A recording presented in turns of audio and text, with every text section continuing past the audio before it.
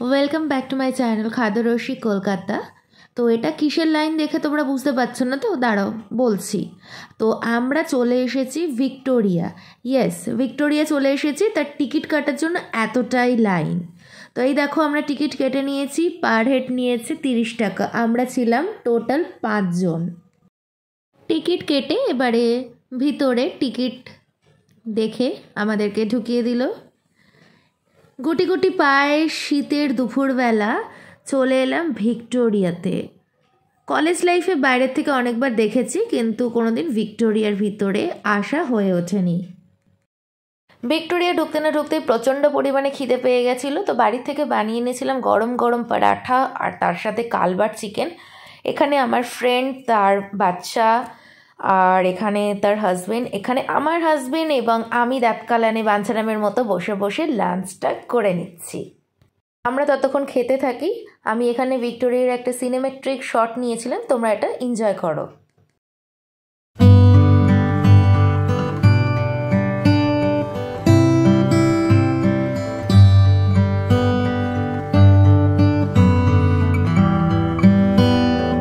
এরপরে খেয়ে দিয়ে পেট মোটা করে ঢুকে পড়লাম ভিক্টোরিয়ার ভিতরে।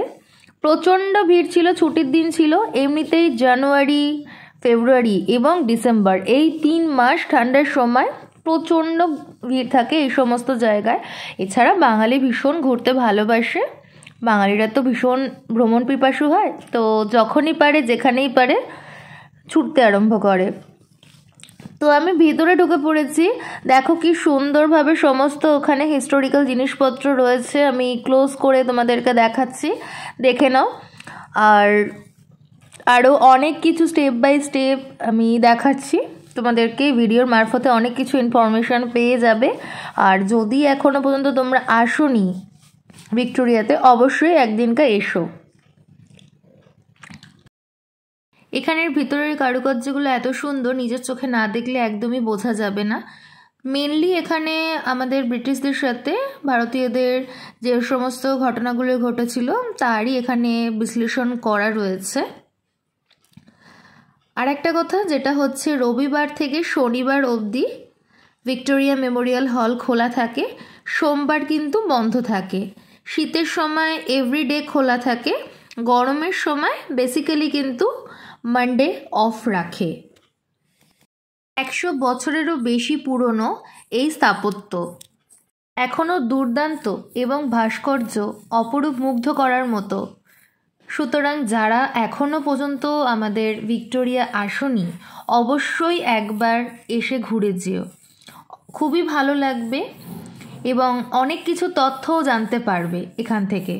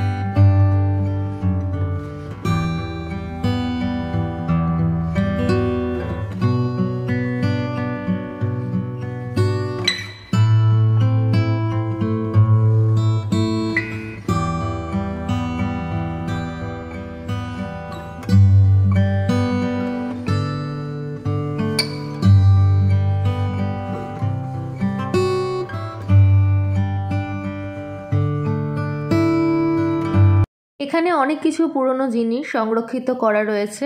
স্পেশালিভাবে নেতাজি সুভাষচন্দ্রের জয় হিন্দ যে পত্রিকাটি রয়েছে, এখনও পর্যন্ত খুব সুন্দরভাবে সুসংরক্ষিত করে এখানে রাখা রয়েছে। এই হলেন সেই বিশিষ্ট লর্ড ক্লাইভ, যার ব্যাপারে আমরা ইতিহাসে অনেক কিছু পড়েছি। ওনাকে দেখলে সেই ইতিহাসের পড়ার দিনগুলো মনে পড়ে যায়।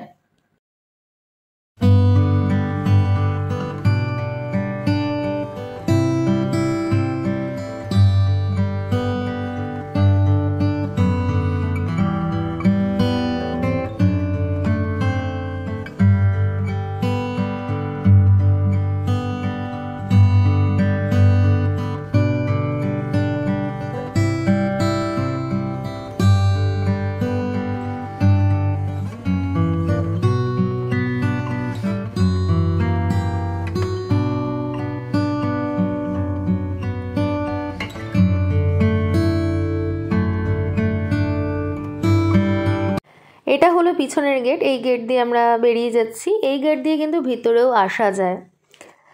পিছনে বিশাল বড় মাঠ রয়েছে। শীতের দুপুরে একদিনকা সবাই মিলে ফ্যামিলির সাথে এখানে এসো, ছোটোখাটো একটা ট্যুর হয়ে যাবে, খুব ভালো কিন্তু তোমরা টাইম স্পেন্ড করতে পারবে। আজকের ভিক্টোরিয়া মেমোরিয়াল হলের ব্লগ তোমাদের কেমন লাগলো অবশ্যই তোমরা তোমাদের মতামত কমেন্টে জানিও। কোনো যদি ভুল ত্রুটি থাকে সেটাও অবশ্যই জানিও, আমি চেষ্টা করব আমার ভুল ত্রুটিগুলোকে ঠিক করে নেওয়ার। কোথাও যদি একটু ভালো লেগে থাকে অবশ্যই লাইক করো আর বন্ধু বান্ধবের সাথে শেয়ার করো ভিডিওটা। আজকের মতো আমি ব্লগটা এখানে শেষ করলাম। সবাই ভালো থেকো, সুস্থ থেকো, children take care, bye by.